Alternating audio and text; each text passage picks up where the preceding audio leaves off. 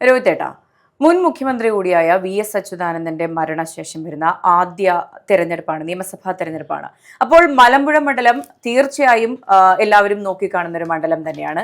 അവിടുത്തെ ഇപ്പോഴത്തെ പ്രത്യേകത എന്ന് പറയുന്നത് UDFന്റെ സ്ഥാനാർത്ഥിയായി വരുന്നത് അദ്ദേഹത്തിന്റെ സഖാവിന്റെ മുൻ പേഴ്സണൽ സ്റ്റാഫ് അംഗമായ സുരേഷാണ്.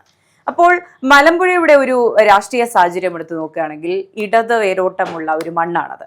പക്ഷെ അവിടെ മത്സരത്തിനായി എത്തുന്നത് VS അച്യുതാനന്ദന്റെ വലം കൈ എന്ന് പറയാവുന്ന സുരേഷുമാണ്. അപ്പോൾ ഇത്തവണ ഒരു രാഷ്ട്രീയ അട്ടിമറിക്ക് സാധ്യതയുണ്ട്. രാഷ്ട്രീയ അട്ടിമറിക്ക് മലമ്പുഴയിൽ സാധ്യതയുണ്ടോ എന്ന ചോദ്യത്തിനപ്പുറത്തേക്ക് VD സതീശൻ പറഞ്ഞ കേരളത്തിൽ നടക്കാൻ പോകുന്ന വിസ്മയങ്ങളിൽ ഏറ്റവും പ്രധാനപ്പെട്ട വിസ്മയങ്ങളൊന്നും നടക്കുന്ന മണ്ഡലമാണ് മലമ്പുഴ. മലമ്പുഴയെ സംബന്ധിച്ചിടത്തോളം UDFനും എപ്പോഴും ഒരു ഇടത് കോട്ടയാണ് മലമ്പുഴ. അവിടെ UDFനും BJPക്കും ഒക്കെ ആ ഇടത് കോട്ടയൊന്ന് കടന്നു കയറാൻ പലപ്പോഴും ശ്രമങ്ങൾ നടത്തിയിട്ടുണ്ട്. കുറച്ച് നാളുകൾക്ക് മുമ്പ് വരെ രണ്ടാം സ്ഥാനത്തുണ്ടായിരുന്നത് UDF ആണെങ്കിൽ കഴിഞ്ഞ തിരഞ്ഞെടുപ്പിലും അതിന് മുമ്പ് വരുന്ന തിരഞ്ഞെടുപ്പിലുമൊക്കെ മൂന്നാം സ്ഥാനത്തേക്ക് UDF പിന്തള്ളപ്പെട്ടു പോയ മണ്ഡലം കൂടിയാണ് ഈ പറയപ്പെടുന്ന മലമ്പുഴ. ഈ ചില മണ്ഡലങ്ങളൊക്കെ നമ്മൾ പറയാറുണ്ട്, വെറുതെ ഒരു സ്ഥാനാർത്ഥിയെ പേരിന് മത്സരിപ്പിക്കുന്ന മണ്ഡലങ്ങളിൽ ഒന്ന്, അങ്ങനെയൊക്കെ പറയാവുന്ന മണ്ഡലങ്ങളിൽ ഒന്നായിരുന്നു മലമ്പുഴ എന്ന് പറയുന്നത്. പക്ഷേ 2026 സാഹചര്യം തികച്ചും വ്യത്യസ്തമാണ് എന്ന് വേണമെങ്കിൽ പറയാം. കാരണം അവിടെ UDF ഇത്തവണ അവതരിപ്പിക്കുന്ന സ്ഥാനാർത്ഥിയുടെ പേര് സുരേഷ് എന്നുള്ളതാണ്. കാരണം മേഘ തുടങ്ങിയതുപോലെ യശശരീരനായ മഹാനായ കമ്മ്യൂണിസ്റ്റ് VS അച്യുതാനന്ദൻ പ്രദാനം ചെയ്തിരുന്ന മണ്ഡലമാണ് മലമ്പുഴ. അദ്ദേഹത്തിൻ്റെ മരണശേഷം വരുന്ന ഈ തെരഞ്ഞെടുപ്പിൽ മലമ്പുഴ മണ്ഡലത്തിൽ ഒരു വലിയ വൈകാരികമായ ഒരു മത്സരം നടക്കാൻ സാധ്യതയുള്ള മണ്ഡലം കൂടിയാണ്. അവസാന നാളുകളിൽ VS അച്യുതാനന്ദന് പാർട്ടിയോടുണ്ടായിരുന്ന അടുപ്പവും നിലപാടുകളും ഒക്കെ നമുക്ക് അറിവുള്ളതാണ്. അതിനുമപ്പുറത്തേക്ക് VS അച്യുതാനന്ദന്റെ മകൻ അരുൺകുമാറിന് ഇത്തവണ നിയമസഭാ തെരഞ്ഞെടുപ്പിൽ ഒരു സീറ്റ് ഉണ്ടാകുമെന്ന് വിശ്വസിച്ചിരുന്നവരാണ് VSനെ സ്നേഹിക്കുന്ന യഥാർത്ഥ കമ്മ്യൂണിസ്റ്റുകൾ നമ്മുടെ നാട്ടിൽ. മലമ്പുഴയിൽ സുരേഷ് സ്ഥാനാർത്ഥിയാകി വരുമെന്ന് പറഞ്ഞപ്പോൾ ഇവിടുത്തെ മാധ്യമപ്രവർത്തകരും ഓൺലൈൻ മാധ്യമങ്ങളും ഒക്കെ രാഷ്ട്രീയ നിരീക്ഷകരും ഒക്കെ വിചാരിച്ചത് ഈ പറയപ്പെടുന്ന അരുൺകുമാർ മത്സരിക്കാൻ പോകുന്നത് മലമ്പുഴയിലായിരിക്കും. അങ്ങനെയാണെങ്കിൽ VSന്റെ രക്തവും VSന്റെ ജീവനും തമ്മിലുള്ള മത്സരമാകും മലമ്പുഴയിൽ നടക്കാൻ പോകുന്നത് എന്ന വലിയൊരു ടോക്ക് ഇവിടെ ഉണ്ടായിരുന്നു. എന്നാൽ മലമ്പുഴയിൽ സംഭവിക്കുന്നത്, മലമ്പുഴയിൽ പ്രഭാകരൻ എന്ന് പറയുന്ന CPIMന്റെ സിറ്റിംഗ് MLA ആണ് മലമ്പുഴയിൽ സ്ഥാനാർത്ഥിയായി വരുന്നത്. 5 വർഷക്കാലങ്ങളിൽ ഈ പ്രഭാകരൻ 25,000 വോട്ടിന്റെ ഭൂരിപക്ഷത്തിലാണ് അദ്ദേഹം 2021 തെരഞ്ഞെടുപ്പിൽ വിജയിച്ചു വന്നത്. പക്ഷെ മലമ്പുഴ നമുക്കറിയാം, പാലക്കാട് വലിയ വികസനങ്ങളൊന്നും കടന്നു ചെല്ലാത്തൊരു മണ്ഡലമായി മലമ്പുഴ മാറിയിട്ടുണ്ട് എന്നുള്ളതാണ് യഥാർത്ഥമായ സത്യം. ഞാൻ ഈ നാട്ടുകാരനാണ്, ഞാൻ VSന്റെ വിശ്വസ്തനായിരുന്നു എന്നൊക്കെയാണ് ഈ പ്രഭാകരൻ MLA അവകാശപ്പെടുന്നതെങ്കിൽ പോലും നമുക്ക് കഴിഞ്ഞ 5 വർഷവും ഭരിച്ചത് ഇടതുപക്ഷമാണെന്നേ, CPM ആണെന്നേ. അപ്പോൾ ഒരു ഇടതുപക്ഷ ഭരണപക്ഷ MLAക്ക് ലഭിക്കേണ്ടുന്ന, അല്ലെങ്കിൽ ആ മണ്ഡലത്തിൽ ലഭിക്കേണ്ടുന്ന യാതൊരു വിധമായ വികസനവും ആ നാട്ടിലേക്ക് കടന്നു ചെന്നിട്ടില്ല. പണ്ടായിരുന്നു ഈ പാർട്ടി നോക്കിയും പാർട്ടിയുടെ ചിഹ്നം നോക്കിയും മാത്രം വോട്ട് ചെയ്യുന്ന ഒരു വലിയ ജനക്കൂട്ടം, പ്രത്യേകിച്ച് ഈ മേഖലകളിൽ ഉണ്ടായിരുന്നു. ഇന്ന് അതില്ല. ഇന്നിന്റെ കാലത്ത് സോഷ്യൽ മീഡിയയിലൂടെയും മറ്റും ഇത് കൃത്യമായി ഓരോ നാട്ടിൽ നടക്കുന്ന വികസന പ്രവർത്തനങ്ങളെ കുറിച്ച് ഉത്തമ ബോധ്യമുള്ള നാട്ടുകാർ അവരുടെ നാട്ടിൽ വികസനത്തിന് ആവശ്യമായി ആരെ തിരഞ്ഞെടുക്കണമെന്ന ഉത്തമ ബോധ്യം ഉള്ളവരാണ് താനും. അവിടെയാണ് സുരേഷിന്റെ സ്ഥാനാർത്ഥിത്വം ചർച്ച ചെയ്യപ്പെടേണ്ടത്.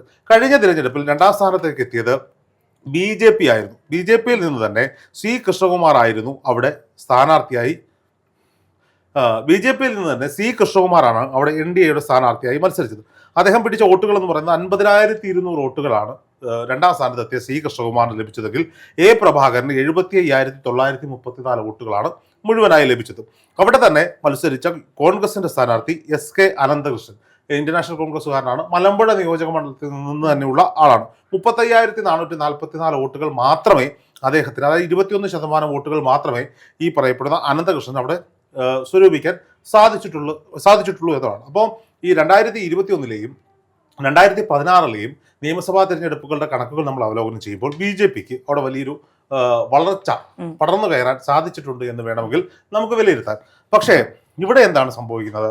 ഇവിടെ VSനെ സ്നേഹിച്ചിരുന്ന യഥാർത്ഥ കമ്മ്യൂണിസ്റ്റത്തെ സ്നേഹിക്കുന്ന കമ്മ്യൂണിസ്റ്റുകൾക്ക് കൃത്യമായി അറിയാം ഇന്നിൻ്റെ കാലത്തെ പിണറായിസത്തെ എതിർത്ത് നിൽക്കേണ്ടതിൻ്റെ ആവശ്യകതയെക്കുറിച്ച് കൃത്യമായ ബോധ്യമുണ്ട്. പ്രത്യേകിച്ച് VSന്റെ മനസാക്ഷി സൂക്ഷിപ്പുകാരനും VSന്റെ സന്തതി സഹചാരിയുമായിരുന്ന സുരേഷിനെ പോലെ ഒരാൾ ആ ഇടത് കോട്ടയിൽ നിന്ന് വലത് കോട്ടയിലേക്ക് കാലെടുത്ത് വെക്കണമെങ്കിൽ അതിന് വ്യക്തമായ കാരണങ്ങൾ ഉണ്ടാകും എന്ന കാര്യത്തിൽ സംശയമൊന്നുമില്ല.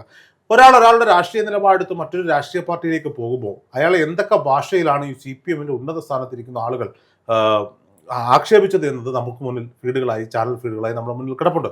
പാർട്ടി സെക്രട്ടറിയുടെ ഒരു കളിയാക്കിയ ചിരിയൊക്കെ ഉണ്ടായിരുന്നു.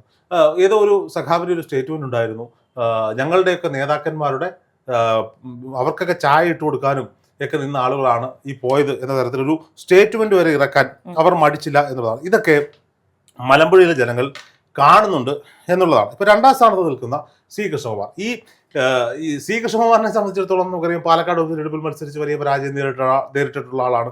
മാത്രമല്ല പാൽ സൊസൈറ്റിയിൽ തെരഞ്ഞെടുപ്പ് വന്നാലും സി കൃഷ്ണകുമാർ, നിയമസഭയിൽ ഇലക്ഷൻ വന്നാലും സി കൃഷ്ണകുമാർ, ലോക്സഭാ ഇലക്ഷൻ വന്നാലും സി കൃഷ്ണകുമാർ, പഞ്ചായത്ത് ഇലക്ഷൻ വന്നാലും സി കൃഷ്ണകുമാർ എന്നൊരു നരേറ്റീവ് പാലക്കാട് മുഴുവൻ നിറഞ്ഞു നിൽക്കുന്നുണ്ട് താനും. ഇപ്പൊ കഴിഞ്ഞ തവണ അവിടെ മത്സരിച്ച് രണ്ടാം സ്ഥാനത്ത് എത്തിയതുകൊണ്ട് ഇത്തവണ മത്സരിച്ച് ജയിക്കാം എന്നൊരു കോൺഫിഡൻസിലാകാം ഒരു പക്ഷേ സി കൃഷ്ണകുമാർ അങ്ങോട്ടേക്ക് എത്തുന്നത്.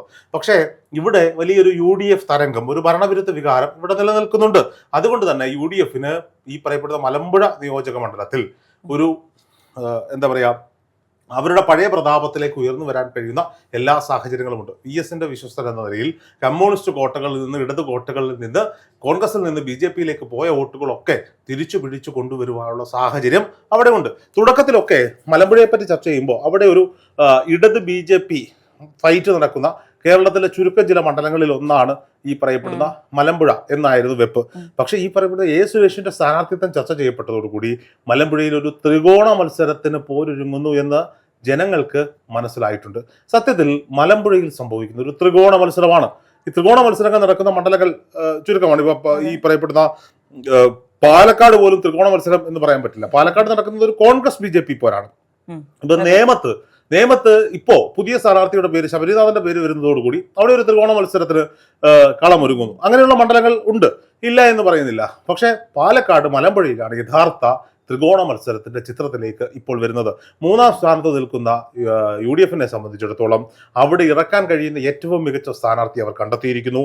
മലമ്പുഴയ്ക്ക് വൈകാരികമായ അടുപ്പമുള്ള ഈ പറയപ്പെടുന്ന സുരേഷ് എന്ന് പറയുന്ന VS അച്യുതാനന്ദന്റെ മനസ്സാക്ഷി സൂക്ഷിപ്പുകാരനും സന്തത സഹചാരിയും, സർവോപരി മലമ്പുഴ നിയോജക മണ്ഡലത്തിന് സുപരിചിതനായ, അവിടുത്തെ മുക്കും മൂലയും വരെ അറിയാവുന്ന, അവിടുത്തെ വികസന സ്വപ്നങ്ങൾ അറിയാവുന്ന, വികസന തുടുപ്പുകൾ അറിയാവുന്ന സുരേഷ് UDF സ്ഥാനാർത്ഥിയാകുന്നു. VSനൊപ്പം നിന്നതുകൊണ്ട് തന്നെ, ഇടതുപക്ഷത്തിനൊപ്പം നിന്നതുകൊണ്ട് ഇടതുപക്ഷം പയറ്റുന്ന എല്ലാ കളികളെക്കുറിച്ചും ഉത്തമമായ ബോധ്യം സുരേഷിനുണ്ട് താനും. അവിടെ നാടിന് വേണ്ടുന്നത് ഒരു നല്ല നായകനെയാണ് എന്ന ഉത്തമ ബോധ്യം മലമ്പുഴയിലെ ജനങ്ങൾക്കുണ്ട്. അങ്ങനെയെങ്കിൽ മൂന്നാം സ്ഥാനത്ത് കഴിഞ്ഞ തവണ പോയ UDFന് വലിയൊരു മുന്നേറ്റം ഉണ്ടാക്കാനും ഒരു ത്രികോണ മത്സരത്തിലൂടെ ഒരു നെക്ക് ടു നെക്ക് ഫൈറ്റിലേക്ക് മലമ്പുഴയെ എത്തിക്കാനും ഈ മൂന്ന് സ്ഥാനാർത്ഥികൾക്കും സാധിക്കും എന്നുള്ളതാണ് നമ്മുടെ ഒരു വിലയിരുത്തൽ. അതെ, അപ്പോൾ ഈ പറഞ്ഞ നമ്മുടെ VS അച്യുതാനന്ദന്റെ വിയോഗം എന്നുള്ളൊരു ഫാക്ടർ വലിയൊരു ഫാക്ടർ ആയിരിക്കുമല്ലോ മലമ്പുഴയെ സംബന്ധിച്ച്. അത് LDFനെ ആയിരിക്കുമോ, ഈ പറഞ്ഞ സുരേഷിനെ ആയിരിക്കുമോ തുണയ്ക്കാൻ പോകുന്നത്? അത് തുണയ്ക്കാൻ പോകുന്നത് സുരേഷിനെ തന്നെ ആയിരിക്കും. കാരണം VS അച്യുതാനന്ദന്റെ ഒരു നോക്കൂ, ഇവിടെ LDF സ്ഥാനാർത്ഥിയായ ഒരു പക്ഷെ അരുൺകുമാർ വന്നിരുന്നെങ്കിൽ ഉറപ്പായും അതിന്റെ ഉത്തരം LDFനെ സഹായിക്കും എന്നുള്ളത് തന്നെയാണ്. അല്ല, പ്രഭാകരനെ ഒന്നും അത് അവിടെ സഹായിക്കാൻ പോകുന്നില്ല എന്നുള്ളതാണ്. VSനോട് ജീവിച്ചിരിക്കുന്ന VSനോട് ചെയ്ത ക്രൂരതകൾ നമുക്കറിയാം.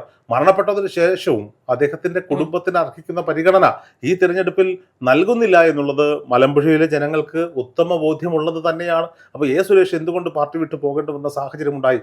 സുരേഷ് നിരത്തിയ വാദമുഖങ്ങളൊക്കെ ശരിയായിരുന്നു എന്ന് മലമ്പുഴയിലെ സഖാക്കന്മാർക്ക്, നല്ല സഖാക്കന്മാർക്ക് ഉത്തമ ബോധ്യം ഉണ്ടാകുന്നുണ്ട്. പാർട്ടിക്കും അപ്പുറത്ത്, മുന്നണിക്കും അപ്പുറത്തേക്ക് വ്യക്തികേന്ദ്രിതമായ വോട്ടുകൾ പിടിച്ചെടുക്കാൻ സുരേഷിന് സാധിച്ചാൽ അവിടെ മൂന്നാം സ്ഥാനത്ത് പോയ UDF വീണ്ടും മടങ്ങി വന്ന് വിജയിക്കുവാനുള്ള സാധ്യതകൾ വരെ തള്ളിക്കളയാൻ സാധിക്കില്ല.